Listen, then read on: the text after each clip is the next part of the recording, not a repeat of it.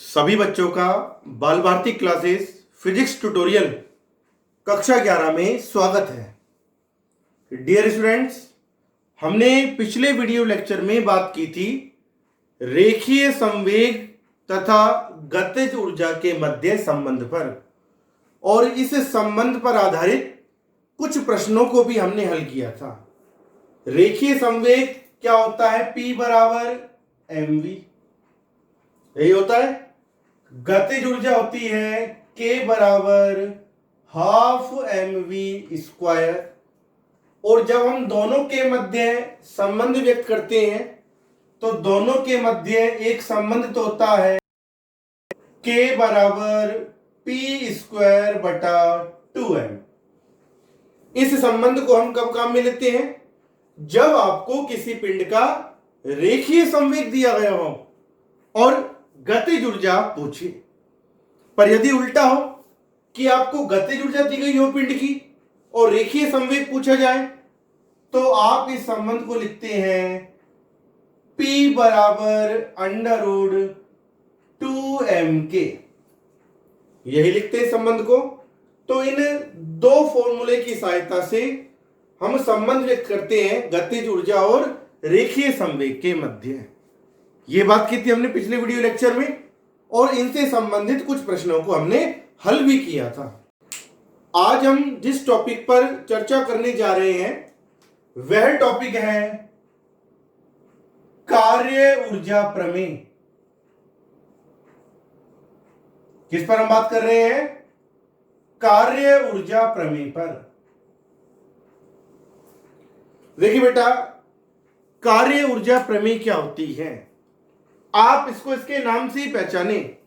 कार्य ऊर्जा प्रमेय की ऐसी प्रमेय जो किस किस के मध्य संबंध दर्शाए? कार्य तथा ऊर्जा के मध्य संबंध व्यक्त करें। कि कार्य तथा ऊर्जा के मध्य संबंध व्यक्त करने वाली प्रमेय को क्या कहेंगे हम? कार्य ऊर्जा प्रमेय। ठीक है। अब इन दोनों में संबंध क्या होता है मैं आपको बिल्कुल एक बेसिक चीज बता दूं, उसके बाद हम इसको निकाल के भी आगे हल करेंगे। कि मान लीजिए कोई कण गतिशील है और गतिशील कण की प्रारंभिक गतिज ऊर्जा है k1। कोई कण गति कर रहा है और गति कर रहे इस कण की प्रारंभिक गतिज ऊर्जा है k1, जो कि आप जानते हैं k बराबर हाफ mv स्क्वायर, यही होती गतिज ऊर्जा। 1/2 गुणा द्रव्यमान गुणा वेग के वर्ग के बराबर होती है गतिज ऊर्जा। तो एक गतिशील कण जिसकी प्रारंभिक गतिज ऊर्जा है k1, ठीक है। अब हम इस कण पर कोई बल लगाएं, तो जैसे आप इस कण पर बल लगाएंगे तो बल के कारण या तो कण की गति त्वरित होगी, यानी कि वेग बढ़ेगा कण का, या फिर कण की गति मंदित होगी, अर्थात कण का वेग घटेगा। यानी कि जैसे हम कण पर बल लगाएंगे तो बल लगाने पर कण की गति त्वरित या मंदित होगी, और जैसी कण की गति त्वरित या मंदित होगी तो उस कण के वेग में परिवर्तन होगा। और जैसे ही वेग में परिवर्तन होगा तो क्या उस कण की गतिज ऊर्जा पहले के समान होगी या परिवर्तित हो जाएगी? परिवर्तित हो जाएगी, क्योंकि द्रव्यमान तो नियत होता है। तो जैसे ही कण पर बल लगेगा कण की गति त्वरित या मंदित होगी, अर्थात कण के वेग में परिवर्तन होगा। तो वेग में परिवर्तन होते ही कण की गतिज ऊर्जा में भी परिवर्तन हो जाएगा। तो मान लीजिए कण की प्रारंभिक गतिज ऊर्जा तो है k1 और कण की अंतिम गतिज ऊर्जा है k2। कितनी है? k2। तो कण की गतिज ऊर्जा k1 से परिवर्तित होकर k2 हुई है। किस कारण? क्योंकि हमने उस कण पर बल लगाया है। तो कार्य ऊर्जा प्रमेय के अनुसार बल द्वारा किया गया कार्य W बराबर होगा k2 माइनस k1 या K1 माइनस K2। इस प्रमेय को हम कहते हैं कार्य ऊर्जा प्रमेय। तो कार्य ऊर्जा प्रमेय का एक बिल्कुल सीधा सा स्टेटमेंट क्या जाता है कि जब किसी कण पर बल लगाया जाए और कण की गतिज ऊर्जा में परिवर्तन हो तो कण की गतिज ऊर्जा में होने वाला परिवर्तन K1 माइनस K2 या K2 माइनस K1, ये परिवर्तन किसके बराबर होता है? उस कण या उस निकाय पर आरोपित बल द्वारा किए गए कार्य के तुल्य होता है। इस प्रमेय को ही हम कहते हैं कार्य ऊर्जा प्रमेय, जिसके अनुसार किसी कण पर आरोपित बल द्वारा किया गया कार्य उसकी गतिज ऊर्जा में परिवर्तन के तुल्य होता है। अब यह बात हमने किस आधार पर कही है उस पर हम आगे बढ़ रहे हैं।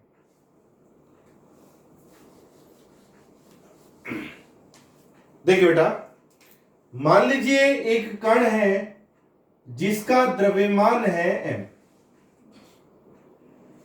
ये कण प्रारंभ में कितने वेग से गति कर रहा है? u वेग से। प्रारंभिक वेग कितना है कण का? u। फिर से देखें, एक कण जिसका द्रव्यमान है m और इस कण का प्रारंभिक वेग है u। जैसे हम इस कण पर बल लगाते हैं, मान लीजिए कितना बल लगाया? F बल लगाया। तो जैसे ही इस कण पर F बल लगेगा तो बल लगते ही कण की गति क्या होगी? त्वरित होगी। और यदि कण की गति में उत्पन्न त्वरण, आपसे कह रहे हैं यदि कण की गति में उत्पन्न त्वरण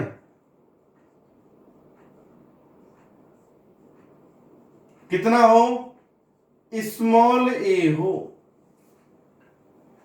तो कण पर आरोपित बल F किसके बराबर होगा? ma के। किसके बराबर होगा? F बराबर ma के तुल्य होगा। यही होगा। तो इस कण का द्रव्यमान है m, प्रारंभ में इस कण का वेग है u।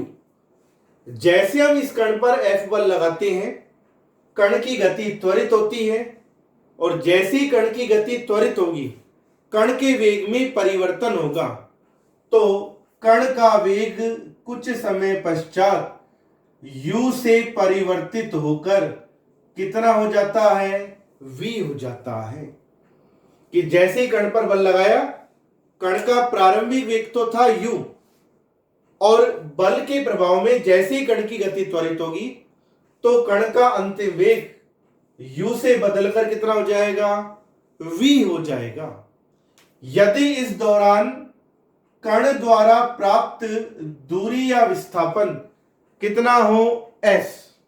यदि इस दौरान कण द्वारा प्राप्त दूरी या विस्थापन कितना दिया गया हो? आपको s दिया गया हो, तो इस स्थिति में बल द्वारा किया गया कार्य, तो बल द्वारा किया गया कार्य होगा W बराबर, क्या होता है कार्य बराबर? बल गुणा विस्थापन। यही होगा। तो आ जाएगा इससे W बराबर, आपने कण पर बल लगाया है F और इस बल के प्रभाव में जब कण की गति त्वरित हुई है, कण का प्रारंभिक वेग था u और कुछ समय पश्चात अंतिम वेग कितना हो गया? v।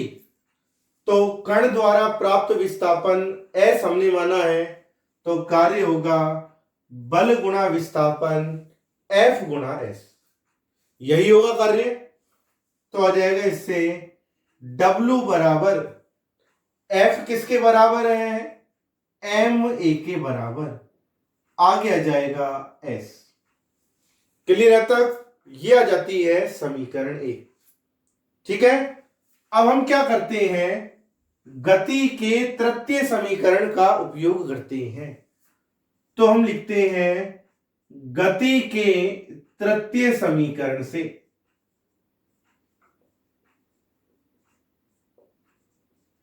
क्या आता है? गति का तृतीय समीकरण वी स्क्वायर बराबर यू स्क्वायर प्लस 2as। यही होता है गति का तृतीय समीकरण। वी स्क्वायर बराबर यू स्क्वायर प्लस 2as।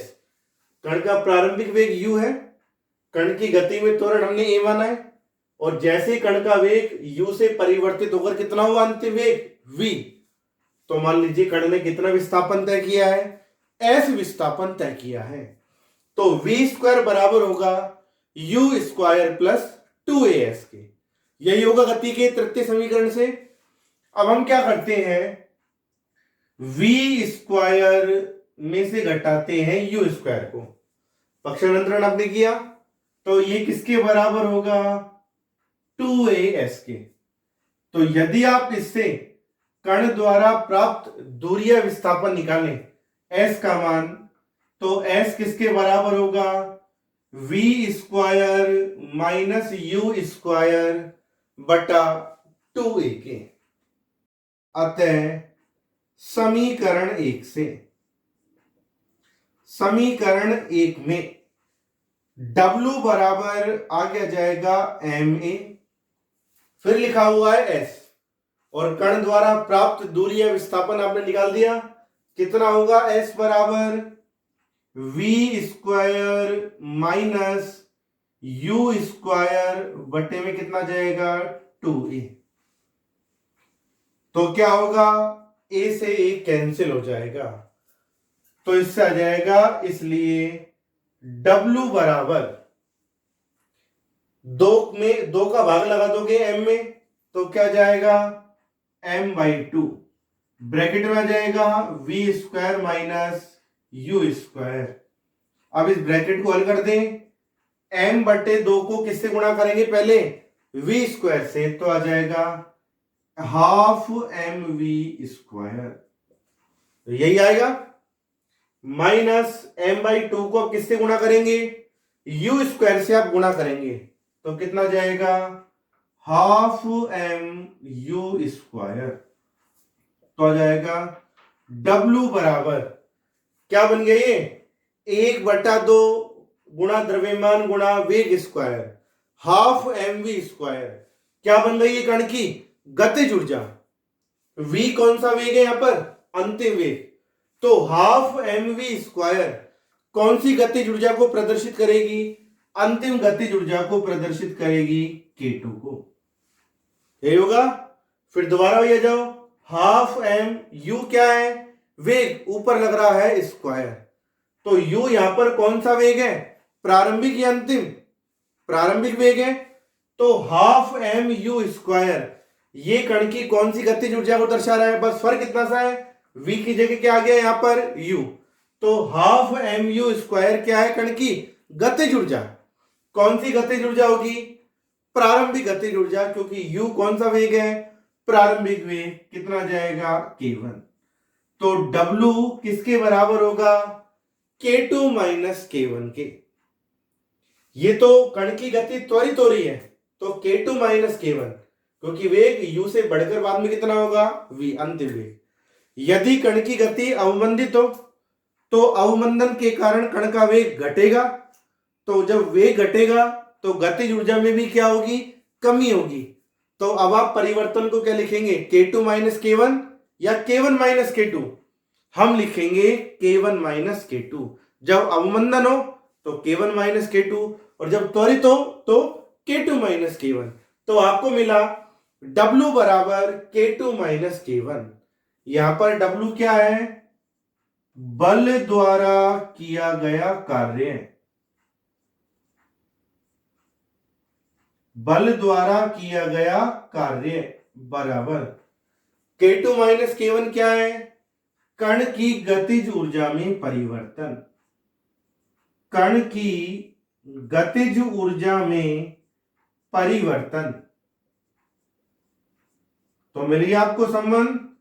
क्या संबंध होता है कि जब किसी कण पर बल लगाया जाता है तो बल लगाने पर कण की गति त्वरित या अवमंदित होगी, त्वरित या अवमंदित होगी तो निश्चित रूप से कण के वेग में परिवर्तन होगा, घटेगा या बढ़ेगा।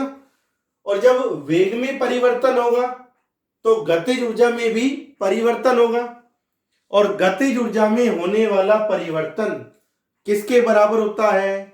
बल द्वारा किए गए कुल कार्य के बराबर होता है। इस प्रमेय को ही हम क्या कहते हैं? कार्य ऊर्जा प्रमेय। क्या कहते हैं? कार्य ऊर्जा प्रमेय। तो कार्य ऊर्जा प्रमेय का स्टेटमेंट क्या होता है? किसी कण या निकाय की गतिज ऊर्जा में होने वाला परिवर्तन उस कण या निकाय पर आरोपित बल द्वारा किए गए कुल कार्य के बराबर होता है। W बराबर K2 माइनस K1 या K1 माइनस K2। कार्य और ऊर्जा में संबंध व्यक्त करने वाली इस प्रमेय को ही हम क्या कहते हैं? कार्य ऊर्जा प्रमेय। एक बार फिर से मैं इसको रिपीट कर रहा हूं, आप ध्यान दें।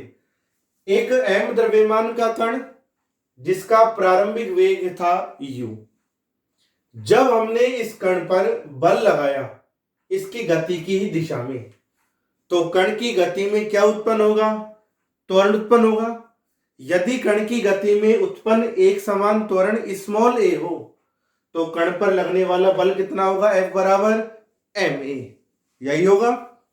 तो जैसे त्वरण उत्पन्न होगा, कण की गति त्वरित होगी, तो कण के वेग में परिवर्तन होगा। तो मान लीजिए कण का प्रारंभिक वेग था u और कुछ समय पश्चात अंतिम वेग कितना हो गया? v। इस दौरान कण द्वारा प्राप्त दूरी या विस्थापन कितना है? s। कि कण s विस्थापन तय करता है। तो बल द्वारा किए गए कार्य बराबर बल गुणा विस्थापन F गुणा S। F का मान आपने रख दिया ma गुणा में विस्थापन S, यही हुआ। गति का तृतीय समीकरण आपने पढ़ा है, v स्क्वायर बराबर u स्क्वायर प्लस 2as। यदि इसे v square minus u square निकालें तो किसके बराबर होगा? 2as के। s का मान निकाला तो v square minus u square में किसका भाग लगा दिया? 2a का। निकाल लिया मान आपने। तो किया गया कार्य निकालने के लिए W बराबर ma, जब आप s का मान रखते हैं v square minus u square बटा 2a, तो a से a कैंसिल हो जाएगा। अब ब्रैकेट में तो बचा v square minus u square और ब्रैकेट के बाहर क्या आया? m बटा 2। तो जब आप m बटा 2 को v स्क्वायर से गुणा करेंगे तो ये बन जाता है हाफ mv स्क्वायर, और जब इसे आप u स्क्वायर से गुणा करेंगे तो क्या बन जाएगा? Half mu square. और half mv square half mu square दोनों ही किसे दर्शा रहे? कण की गतिज ऊर्जा को। हाफ mv स्क्वायर अंतिम गतिज ऊर्जा क्योंकि v अंतिम वेग है, हाफ mu स्क्वायर प्रारंभिक गतिज ऊर्जा क्योंकि u प्रारंभिक वेग है। तो हमें निष्कर्ष मिलता है W बराबर K2 माइनस K1, यानी कि किसी कण या निकाय पर आरोपित बल द्वारा किया गया कुल कार्य उस निकाय की गतिज ऊर्जा में होने वाले परिवर्तन के तुल्य होता है। इस प्रमेय को ही हम क्या कहते हैं? कार्य ऊर्जा प्रमेय, जो संबंध व्यक्त करती है कार्य तथा ऊर्जा के मध्य। समझ में आ गया आपको यहां तक? अब हम इस प्रश्न में, इस टॉपिक के एक प्रश्न पर हम बात कर रहे हैं।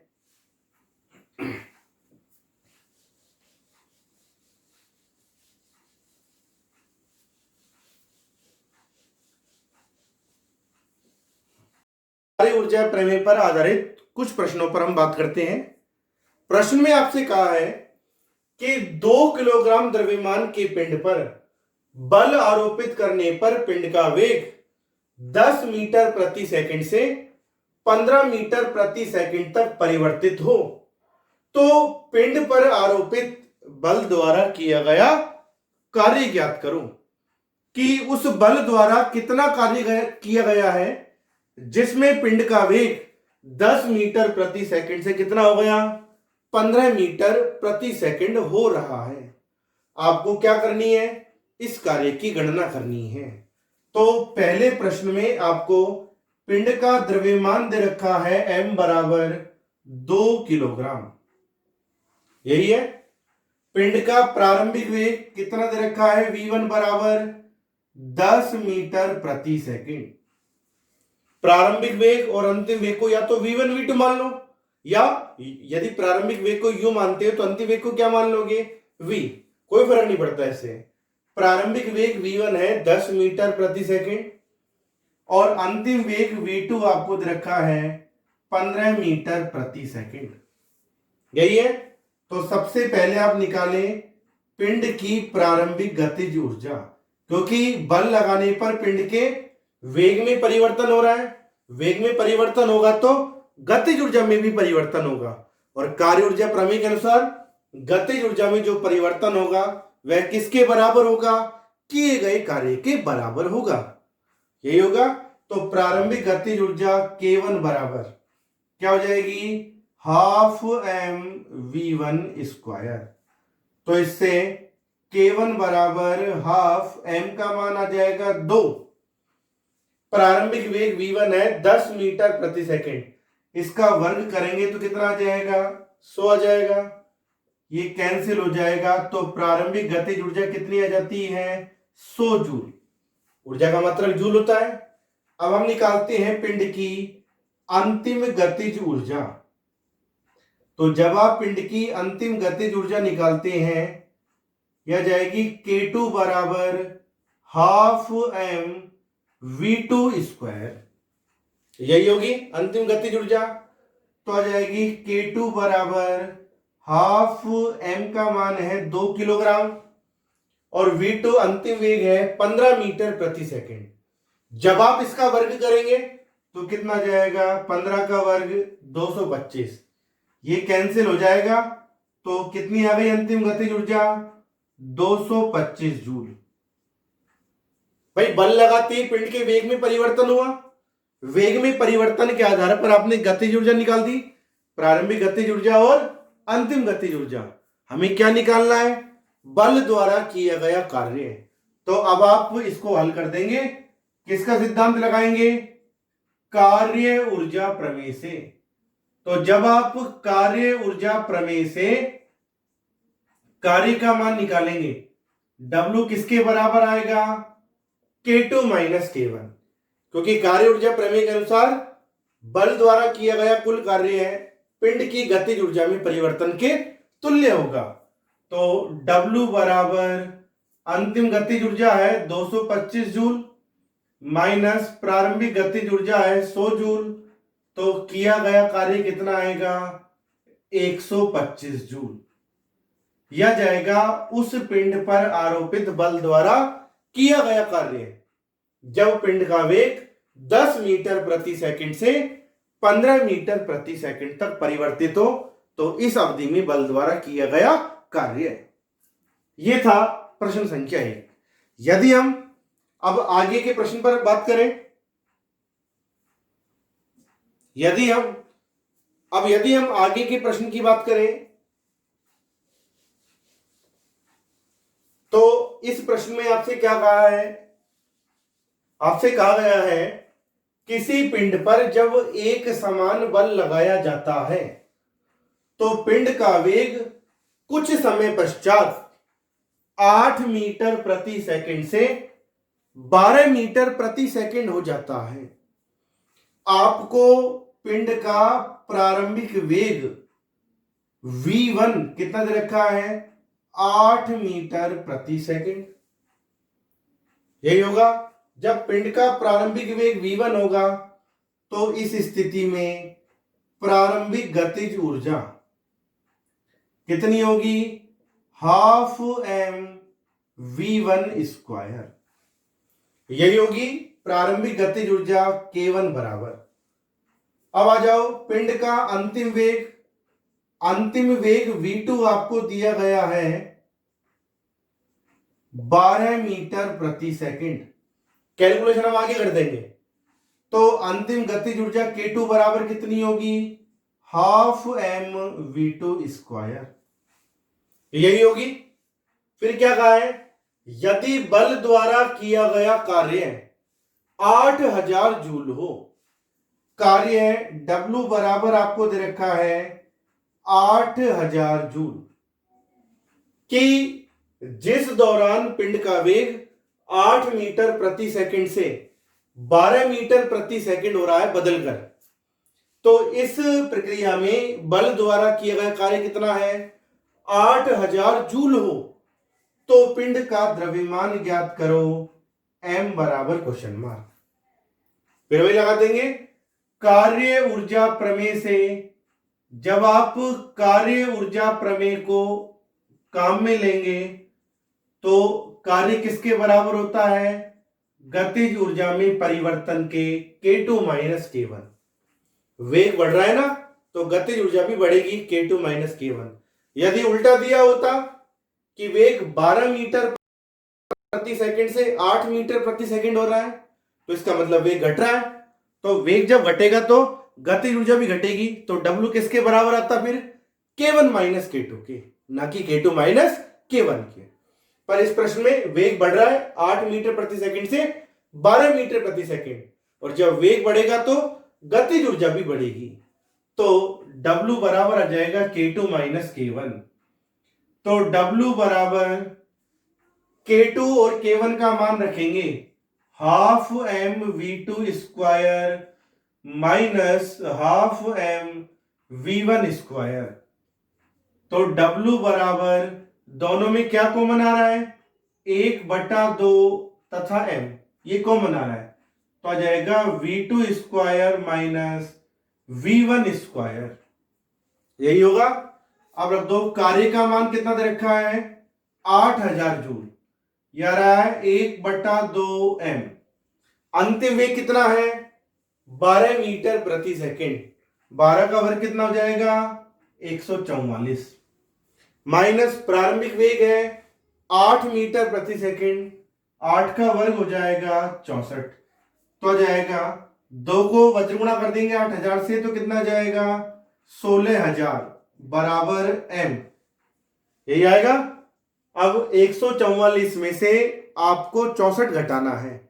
जब आप 144 में से 64 घटाएंगे तो कितना आएगा? 80। तो m का मान निकालना है आपको। 16000 में किसका भाग देंगे? 80 का, तो एक जीरो कैंसिल हो जाएगी, और जब 1600 में 8 का भाग देंगे तो कितना जाएगा? 200 किलोग्राम। तो आगे उस पिंड का द्रव्यमान कितना है? 200 किलोग्राम। कि जब हमने उस पिंड पर बल लगाया है, पिंड का वेग 8 मीटर प्रति सेकंड से 12 मीटर प्रति सेकंड तक परिवर्तित किया है। इस दौरान बल द्वारा किया गया कार्य कितना है? 8000 जूल। तो पिंड का द्रव्यमान इस कैलकुलेशन से कितना मिलेगा? 200 किलोग्राम आपको प्राप्त होगा, कि यानी कि उस पिंड का द्रव्यमान 200 किलोग्राम है। जब ही उस पिंड के वेग को 8 मीटर प्रति सेकंड से 12 मीटर प्रति सेकंड तक परिवर्तित करने में बल द्वारा किया गया कार्य कितना हुआ है? 8000 जूल किया गया है। समझ में आ गया आपको?